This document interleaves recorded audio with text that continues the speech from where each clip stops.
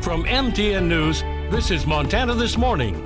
No deal for Hunter Biden. I'm Jared Hill with why a federal judge sent lawyers back to rework the plea deal for the president's son. I'm Edgar Cidio in Bozeman. Get ready to slow down on city streets. I'll tell you why that is coming up.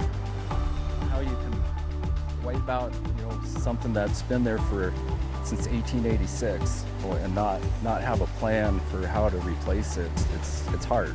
Defeated is how one man says he feels after a ditch running through his property and other farm families who have used its water for years is being threatened by development. I'm Jolie Slee, and I'll tell you what these folks are worried about and what might happen to their livelihood if this ditch ever gets wiped out. And an anniversary celebration for the Americans with Disabilities Act is going on. Now coming up, we'll give you an inside look at those festivities as people celebrate how far they've come. All right, it is almost 6:32 on this Thursday edition of Montana This Morning. Jay McDonald and Matt Elwell with you. Thursday, traditionally one of the toughest days of Montana This Morning, but it's been fun. Jack is helping us through. We have a little small guest on the show. Maybe he'll make an appearance over on the weather patio, maybe. So. Apparently my daughter's leaving. That was my Ring doorbell going off.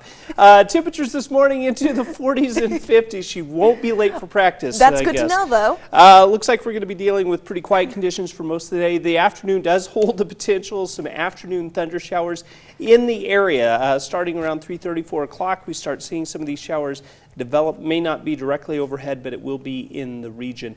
Wind trying to whip around Bozeman campus this morning. It looks like our daytime highs should be into the low 80s. More comfortable, more manageable weather pattern for us as far as temperatures are concerned, but there are some areas of smoke. We'll talk more about that, of course, in just a few minutes. Alrighty, thank you very much, Matt. Now our top story this half hour, you may have to hit the brakes soon around Bozeman if you want to avoid a speeding ticket. Our Edgar Cidio explains where residents are about to see speed limit drops. Following the death of a beloved high school teacher in Bozeman, residents pushed city leaders to lower speed limits across Bozeman streets. City leaders took that one step closer Tuesday night to lowering speed limits across the city, including streets like this one on Ferguson Avenue. Ferguson Ave will be our largest reduction. That's currently 35 miles per hour. And will be dropped to 30 miles per hour. City leaders passed the first round of an ordinance that would drop speed limits on 11 miles of streets in Bozeman. Streets like Baxter, Ferguson, Davis, Fowler, and Garfield will all drop in speed.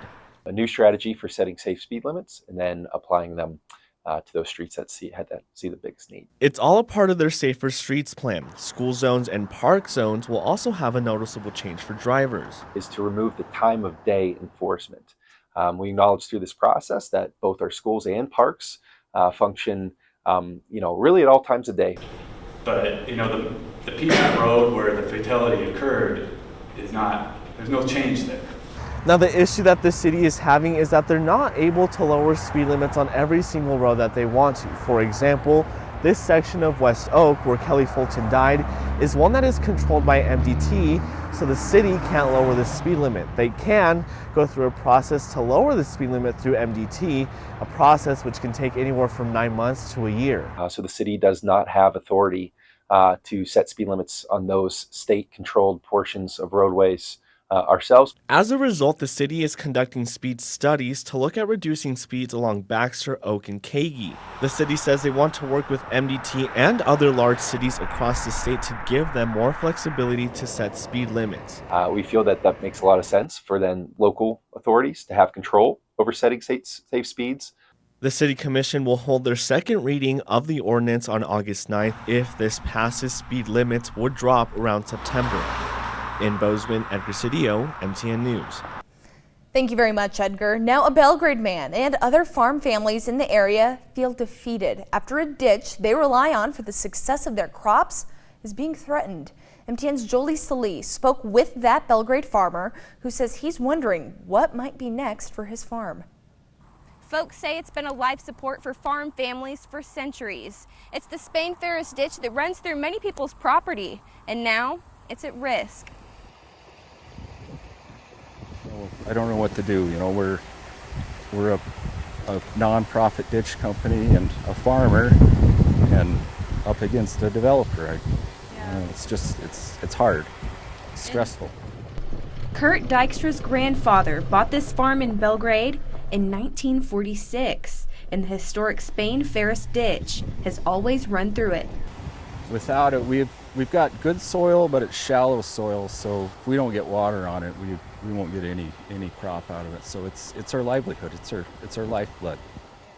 In March of 2022, as Dykstra drove down Alaska Road, where the West Post subdivision is being developed, he was hit with a harsh realization. Our ditch was gone. It had been filled in.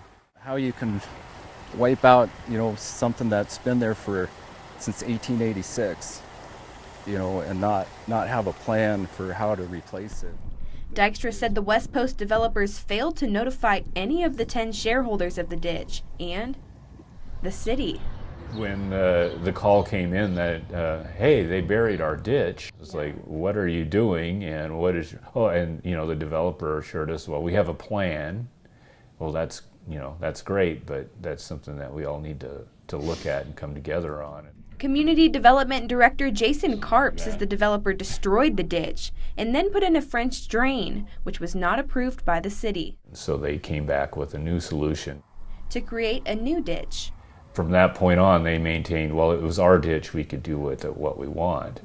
And the ditch company said, no, it's our ditch. This ongoing argument led to a public meeting in Belgrade where the council voted 4-2, deeming the West Post development a private lateral bypassing, meaning the ditch company and shareholders have no say in what West Post does with their stretch of the ditch. Physically, the water now has a place to go and can continue to flow, and it won't affect any new or future property owners. But Dykstra says he's not going to hold his breath. Well, let's hope. Let's hope. Let's hope that another developer doesn't come in. We're one of the only farmers left in this area. Our right to allow our tailwater to flow could be endangered. In Belgrade, Jolie Salee, MTN News. Thank you very much, Jolie. Now switching gears over to the national scene. In a dramatic twist, Hunter Biden's plea deal with the Department of Justice has been put on hold. Witnesses in the courtroom yesterday say the president's son appeared frustrated as the federal judge overseeing the case expressed concerns. CBS News' Jared Hill has more from New York. Hunter Biden flashed a smile as he walked out of the Delaware federal courthouse Wednesday after his plea deal with the Department of Justice came to a halt. Plea agreements fall apart every day in federal court, but they don't fall apart in high-profile cases like this, based on such fundamental misunderstandings. The president's son was set to plead guilty to 2 misdemeanor tax charges, with a plan for prosecutors to recommend probation. He was also expected to enter a diversion deal to resolve a felony gun possession charge. But Trump-appointed federal judge Mary Ellen Noreika said she felt she was being asked to rubber stamp an agreement she had concerns about, and questioned if the resolution to the gun charge was even constitutional. Hunter Biden's lawyers and Trump-appointed U.S. Attorney David Weiss also disagree on whether the deal would prevent him from being charged with other possible crimes in the future. If there's some other investigation pending somewhere else, there's really no mechanism for the government to protect the defendant against that in this kind of plea agreement. The 53-year-old entered a not guilty plea in court yesterday, though the deal could still happen. Both parties have 30 days to address the judge's concerns before she issues her decision. Jared Hill, CBS News. And congressional Republicans have slammed the plea agreement, calling it a, quote, sweetheart deal. And meanwhile, the White House says the president and first lady love and support their son, but insist that the case is being handled independently. Now back in Treasure State headlines, the Americans with Disabilities Act celebrates an anniversary, and a Butte advocacy group is celebrating with a barbecue and a free ride on the carousel. Our Megan Thompson is at Stoughton Park with this story. It's been 33 years since the passage of the Americans with Disabilities Act, and I'm here with Lucy and some others who are celebrating with a free carousel ride. This is the ADA picnic, and this is great because I've had to fight for my own rights with the ADA, which is the Americans with Disabilities Act. We've had to fight for things like bathrooms, access to the playground. Things you'd think would be common sense for everyone to access, but sometimes problems pop up, so the work continues. So some places are not readily able to make things accessible, and so it takes some problem solving. Can we reach the button? So that's problem number 1. Problem number 2, it doesn't work.